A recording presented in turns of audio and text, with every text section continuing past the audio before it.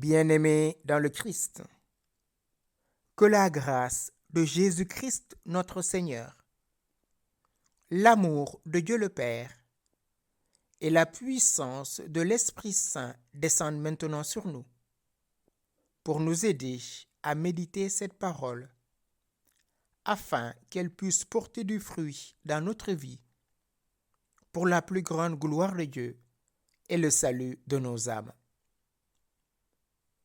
En ce troisième dimanche du temps ordinaire, j'aimerais méditer avec vous l'Évangile de Jésus-Christ selon saint Matthieu, au chapitre 4, du verset 12 au verset 23. Quand Jésus apprit l'arrestation de Jean le Baptiste, il se retira en Galilée.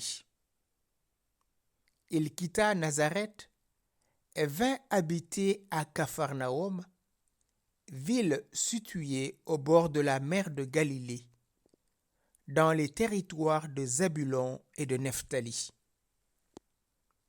C'était pour que soit accomplie la parole prononcée par le prophète Isaïe. Pays de Zabulon et pays de Nephtali, route de la mer et pays au-delà du Jourdain, Galilée des nations. Le peuple qui habitait dans les ténèbres a vu une grande lumière. Sur ceux qui habitaient dans le pays et l'ombre de la mort, une lumière s'est levée. À partir de ce moment, Jésus commença à proclamer: Convertissez-vous, car le royaume des cieux est tout proche. Comme il marchait le long de la mer de Galilée, il vit deux frères, Simon appelé Pierre et son frère André, qui jetaient leurs filets dans la mer, car c'étaient des pêcheurs.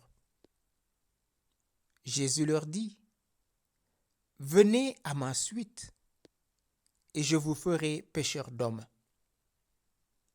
Aussitôt, laissant leurs filets, ils le suivirent. De là, il avança et il vit deux autres frères, Jacques, fils de Zébédée, et son frère Jean, qui étaient dans leur barque avec leur père, en train de préparer leurs filets. Il les appela. Aussitôt, laissant la barque et leur père, ils le suivirent.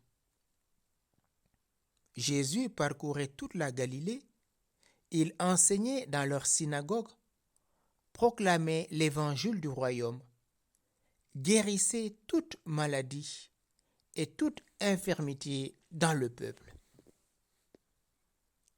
Bien-aimés dans le Christ, dimanche dernier, nous avions médité l'évangile de Saint Jean, où Jean le Baptiste, voyant Jésus venir à lui, il déclara: Voici l'agneau de Dieu qui enlève les péchés du monde. C'est de lui que j'ai dit: L'homme qui vient derrière moi est passé devant moi, car avant moi il était, et moi je ne le connaissais pas. Mais si je suis venu baptiser dans l'eau, c'est pour qu'il soit manifesté à Israël. Jean-Baptiste était la voix qui crie dans le désert: Préparez les chemins du Seigneur. Et voilà que Jésus vient vers lui, et il le désigne comme l'agneau de Dieu qui enlève le péché du monde.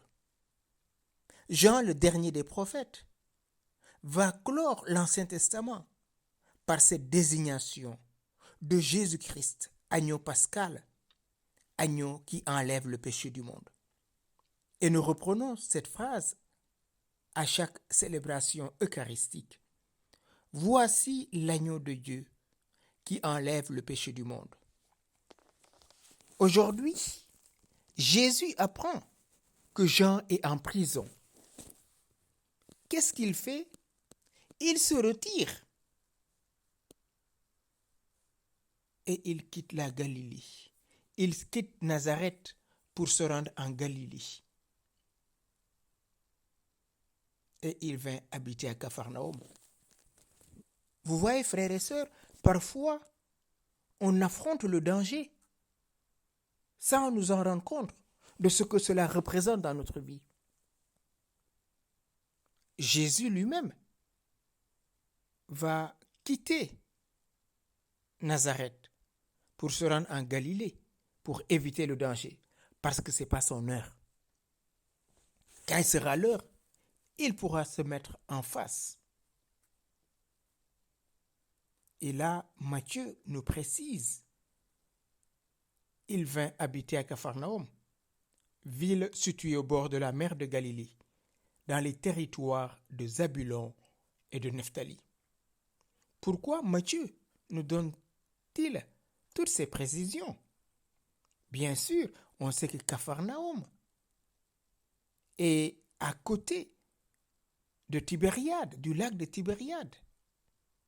Mais les territoires de Zabulon et de Nephtali ont une valeur historique. Déjà, le prophète Isaïe l'avait prophétisé. Et qu'est-ce qui s'est passé dans ces territoires? Dans les premiers temps, ces territoires étaient les premiers envahis par les Assyriens. Et aujourd'hui, quand l'Évangile précise pays de Zabulon et de Nephtali, et Matthieu montre, c'était pour que soit accomplie la parole prononcée par le prophète. Pays de Zabulon et pays de Nephtali, route de la mer et pays au-delà du Jourdain, Galilée des nations. Le peuple qui habitait dans les ténèbres a vu une grande lumière sur ceux qui habitaient dans le pays de l'ombre et de la mort. Une lumière s'est levée. Matthieu nous montre que Jésus vient accomplir cette prophétie. Il l'accomplit en venant délivrer ces territoires de l'obscurité et de la mort, par celui la lumière véritable qui éclaire tout homme. Après l'arrestation de Jean, Matthieu nous montre, premièrement, que toute la vie de Christ est sous le signe de la persécution, mais aussi la victoire finale de Christ sur le mal. Ces territoires vont recevoir la lumière parce que Jésus quitte Nazareth pour aller en Galilée, carrefour des nations païennes, parce qu'il est venu pour annoncer la bonne nouvelle.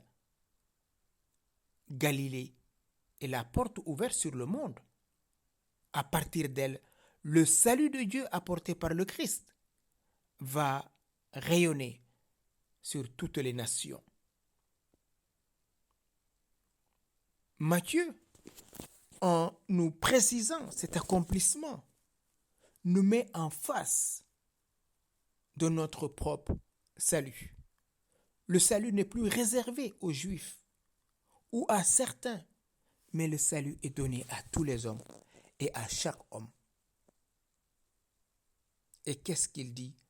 À partir de ce moment, Jésus commence à proclamer « Convertissez-vous, car le royaume des cieux est tout proche ».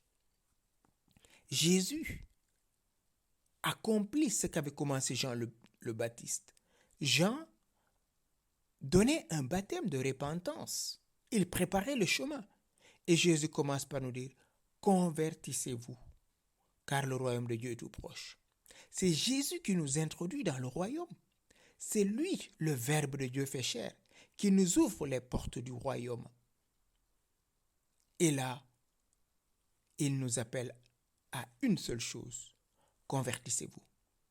Oui, mon frère, ma sœur, entends aujourd'hui Jésus te dire, convertis-toi. Quitte le chemin de mort pour marcher dans la vie, pour choisir la vie. Oui, tu traverses des moments difficiles, certes. Oui, tout semble obscur dans ta vie en ce début d'année. Mais le soleil de justice se lève. Et ce soleil, c'est lui-même Jésus-Christ, qui est venu pour nous délivrer de nos péchés. Le royaume des cieux est tout proche, c'est-à-dire le bonheur du royaume des cieux, comme s'il disait, préparez-vous par la pénitence, car le temps de la récompense éternelle est proche. Remarquez, Jésus ne dit pas le royaume des Cananéens ou des Jésubites, mais le royaume des cieux, le royaume qu'il est venu apporter à tout homme.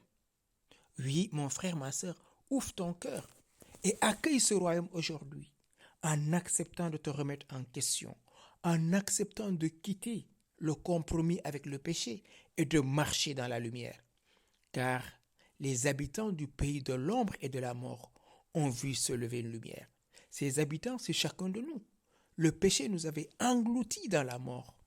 Mais le soleil de justice, Jésus-Christ, s'est levé pour qu'au-delà de tes problèmes, mon frère, au-delà de tes problèmes, ma sœur, qu'il fasse rayonner l'amour de Dieu, la victoire de son nom.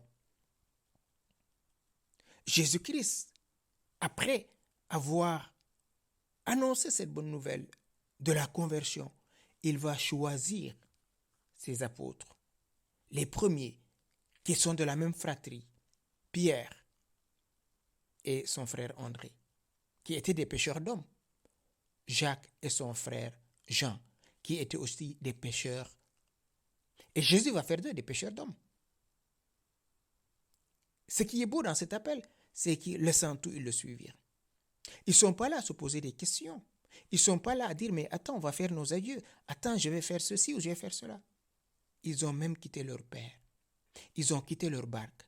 Ils ont quitté leur filet. C'est-à-dire ce qui faisait leur force, ce qui faisait leur richesse, leur gagne-pain, mais aussi leur père. Oui, mon frère, ma soeur, aujourd'hui Jésus est à la porte de ton cœur et il frappe. Convertis-toi. Et qu'est-ce que tu dois faire pour te convertir? Pose-toi cette question. Nous tous, nous sommes appelés à la conversion. Sommes-nous, comme ces premiers apôtres, aptes à tout quitter pour le Christ? Qu'est-ce que nous voulons quitter aujourd'hui pour suivre le Christ, afin qu'il fasse de nous des hommes et des femmes pêcheurs d'hommes? Parce qu'aujourd'hui, les hommes de ce monde ont besoin de l'amour, de la miséricorde, de la vérité. Aussitôt, laissant leur filet, ils le suivirent.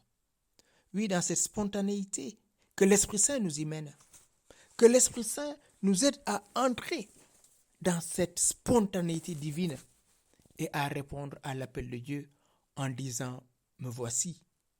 Oui, Jésus continue de parcourir la Galilée de notre existence. Il continue de nous enseigner à travers ses ministres. Il continue de nous dire, de nous convertir. Il continue de nous guérir de toute maladie et de toute infirmité, parce qu'il est venu pour cela. Oui, mon frère, ma sœur, ouvre maintenant ton cœur. Et avec moi, élevons cette prière vers le Dieu 3 fois saint. Père éternel, tu as tellement aimé le monde que tu lui as envoyé ton Fils saint. Aujourd'hui, Jésus frappe à la porte de notre cœur.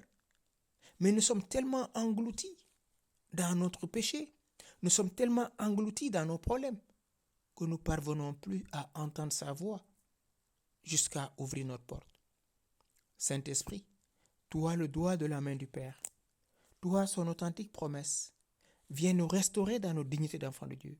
Viens consoler le cœur de mes frères et sœurs marqués par le deuil, marqués par telle ou telle difficulté. Pour mes frères et sœurs qui souffrent dans leur mariage, pour telle ou telle raison, viens apaiser les cœurs, viens nous guérir, viens poser ta main de gloire sur tous mes frères et sœurs malades qui sont dans les hôpitaux, ceux qui sont abandonnés eux-mêmes. Étends ta main de gloire sur nous. Et en cette nouvelle année, donne-nous l'audace de nous convertir et de te choisir comme Maître et Seigneur, maintenant et pour les siècles des siècles. Amen.